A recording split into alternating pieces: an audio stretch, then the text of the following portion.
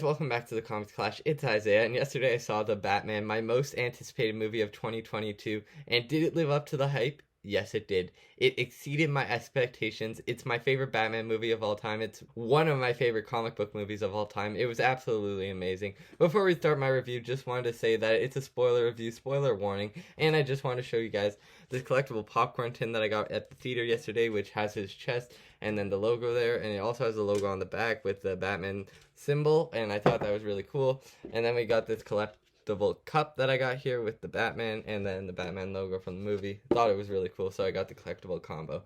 With that said, let's dive into my spoiler review. Man, this movie's absolutely awesome. It's insanely good. Let's just start off with the acting. The acting is on point. Every single actor in this movie was amazing. From Paul Dano to Robert Pattinson to Zoe Kravitz to John Turturro to Colin Farrell. It's literally everyone in this movie was amazing. Jeffrey Wright as Commissioner Gordon, he was an absolute standout. Best Commissioner Gordon we've ever gotten. I thought he was an amazing Commissioner Gordon. Catwoman and Robert Pattinson, they were amazing. They worked together really well. Zoe Kravitz played Catwoman really well. You got to see her backstory. You got to really care for her character. The line delivery was spectacular. Everyone was on point. I loved every single actor in this movie. Paul Dano as the Riddler definitely was my favorite. I think he fits the Riddler role perfectly. Everything about him as the Riddler was awesome. He was scary, menacing, he's creepy, crazy, and I just thought he was an amazing Riddler. I can't wait to see him again. I really hope him with a tease at the end with the Joker. I hope they do a team-up movie for the second The Batman movie, and I think that would be really cool, because they could create some real chaos. The Riddler by himself made chaos, but the Riddler and the Joker, that could be amazing. Anyway, the whole cast was awesome. Even Colin Farrell as Penguin, I thought he wasn't going to fit the role really well, but he was awesome. And besides the acting, the visuals in the movie were absolutely amazing. Every single shot was spectacular. Choreography was amazing, and the way that Matt Reeves directed every shot and everything was so great. I mean, the car chase with Penguin was definitely the best scene in the movie, and it was so well choreographed. I really loved it. The one little thing that I did have a problem with, the best shots in the movie were already shown in the trailers, and I wasn't really surprised when I saw them, but I was like, damn, this choreography is really good. I wish they kind of held back some stuff in the trailers, but still, it's amazing. Very visually stunning, and I loved it.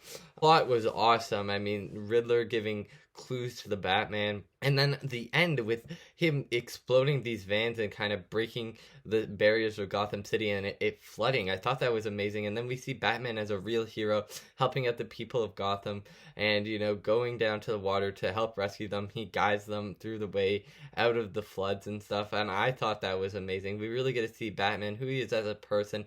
He has a lot of compassion, and we get to see how he likes to help the city and not just fight bad guys. I think that was really well done, and I really enjoyed Robert Pattinson as Batman. I think he really fleshed out the character. We really got to see how he really did want to help Gotham.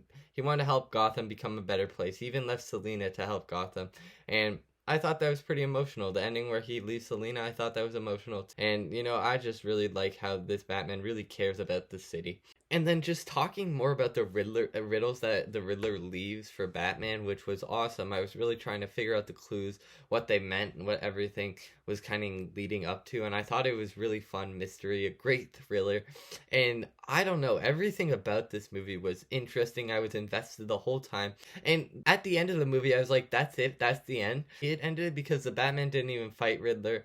Riddler didn't get out of Arkham, which I thought he would, but he didn't get out of Arkham. So I thought, that's a little bit weird to end it off, but I thought this movie was spectacular.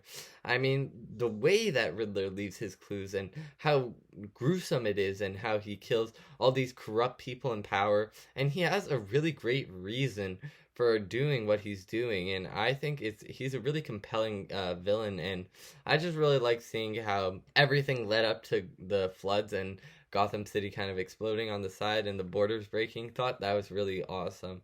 And the chemistry that the whole cast has is amazing. Like even Paul Dano and Robert Pattinson, who aren't on screen together a lot because Batman's trying to solve his riddles to find him.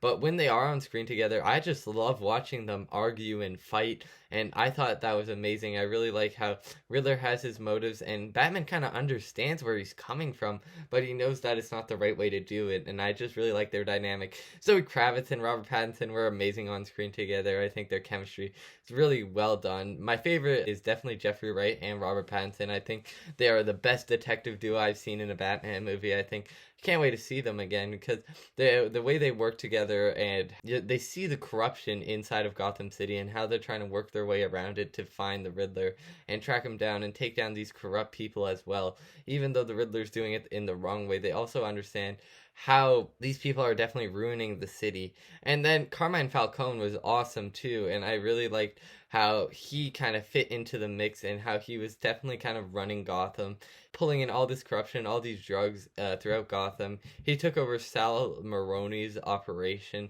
and he framed Sal Maroni, which was really cool.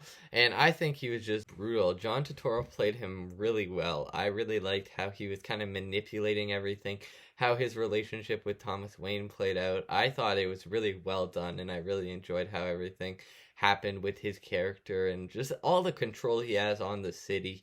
And then when he gets arrested, that was pretty cool. And then the Riddler's game is kind of over, but then Batman sees that he's going to explode the city, and thought that was really cool. I just really liked the riddles in this movie, thought they were amazing. Everything in this movie is just awesome. The characters, the story, the action, the visuals, everything is just so well done. There's not more to say. I mean, the Joker tease was awesome too. For my score for the Batman, I'm going a 9.8 out of 10. This movie was spectacular. You don't feel the runtime at all. The character development's insanely good. And I fell in love with Robert Pattinson's Batman the first time he fought crime, and we really got to see his character. In his first movie, he beat Christian Bale, and that's really hard to beat, but he did it. And Robert Pattinson is my favorite Batman. Thank you guys so much for watching this video. Check out my Batman ranking coming later this week, and my favorite comic book ranking coming later this week as well. And I'll see you guys next time.